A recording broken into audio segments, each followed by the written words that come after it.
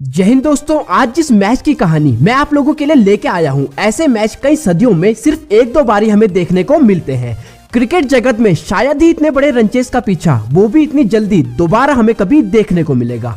तो बात है 2013 की, जब ऑस्ट्रेलिया 7 मैचों की ओडीआई सीरीज खेलने भारत आया हुआ था। ऑस्ट्रेलियन क्रिकेट जो अपने रूड बिहेवियर के लिए जाना जाता है, लेकिन ऑस्ट्रेलिया नहीं जानता था कि उनका ये बर्ताव भारत के सामने उल्टा पड़ने वाला है। जहां पहले ओडीआई मैच में ऑस्ट्रेलिया 300 से ज्यादा का स्कोर बनाता है और भारत उस स्कोर तक नहीं पहुंच सका और ऑस्ट्रेलिया पहला ओडीआई जीत जाता है। अब ऑस्ट्रेलिया को ये लग रहा था कि भारत के सामने पहले बैटिंग करके 300 से ज्यादा का स्कोर बनाओ और भारत को आसानी से ऑल आउट कर दो। तो दूसरे ओडीआई में भी ऑस्ट्रेलिया के कप्तान जॉर्ज बेली ने टॉस जीतकर पहले बल्लेबाजी करने का निर्णय लिया और हुआ भी कुछ ऐसा ही, क्योंकि ऑस्ट्रेलिया यहाँ 350 से ज्यादा का स्कोर खड़ा कर देता है। लेकिन भारत की त्रिमूर्ति यानी रोहित, धवन और कोहली इस बार पूरी तरह से तैयार थे ऑस्ट्रेलिया को सबक सिखाने के लिए। तो पहले बल्लेबाजी करने आई ऑस्ट्रेलिया के लिए ओपन करने आए एरॉन फिंच और फिलिप्स ह्यूज, और अपने चरित्र के अनुसार ही ऑस्ट्रेलिया ने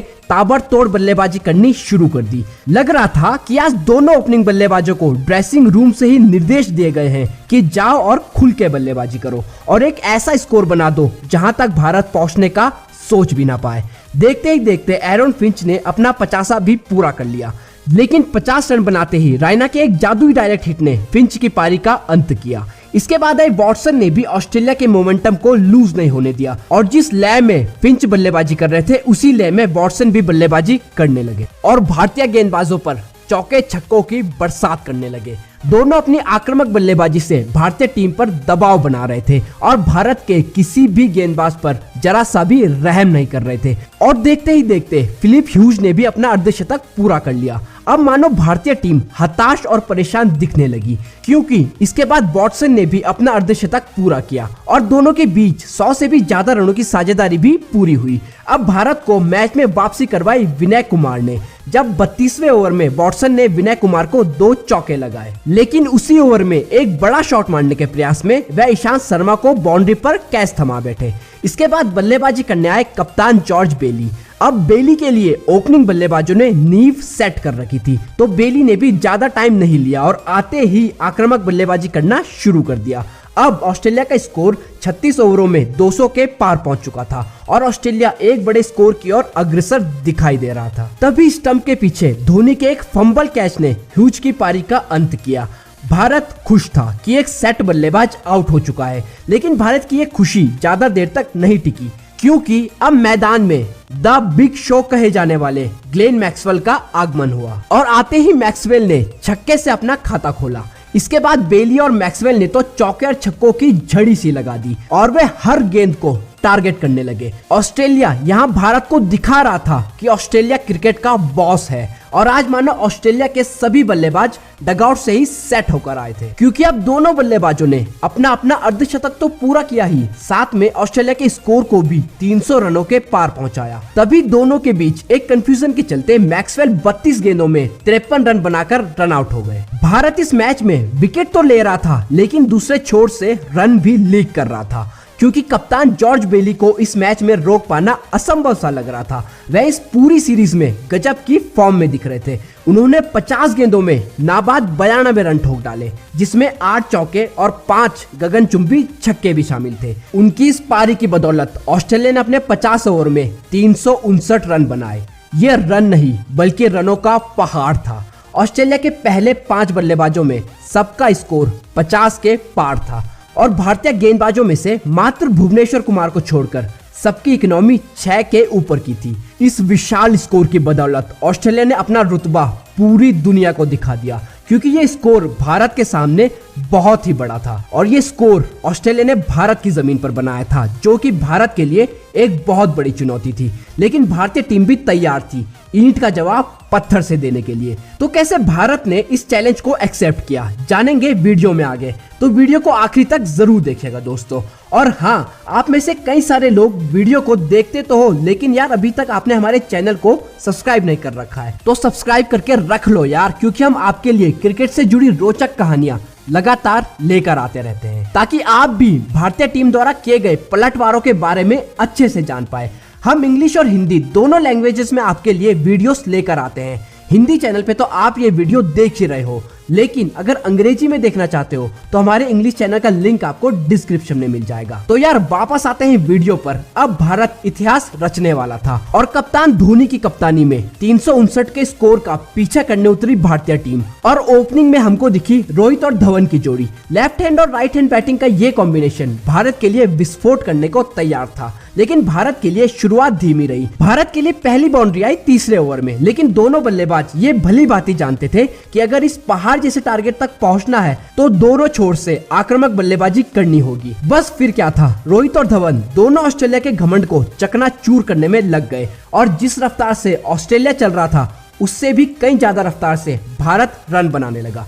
दोनों न सिर्फ बाउंड्री मार रहे थे बल्कि बढ़िया रनिंग बिटवीन द विकेट्स के चलते सिंगल्स को डबल में और डबल को ट्रिपल में भी तब्दील कर रहे थे। वहीं दूसरी तरफ ऑस्ट्रेलिया कप्तान अपने हर एक गेंदबाज को आजमा चुका था, लेकिन कोई भी गेंदबाज ऑस्ट्रेलिया को विकेट नहीं दिला पा रहा था। इसी बीच भारत का स्कोर भी 100 के पार पहुंचा और दोनों ने अपना अपना अर्धशतक भी पूरा किया। दोनों को देखकर ये लग रहा था कि आज इनके दिमाग में सिर्फ और सिर्फ जीत का खुमार ही चल रहा है। अब यह पार्टनरशिप भी 150 के पार पहुंची।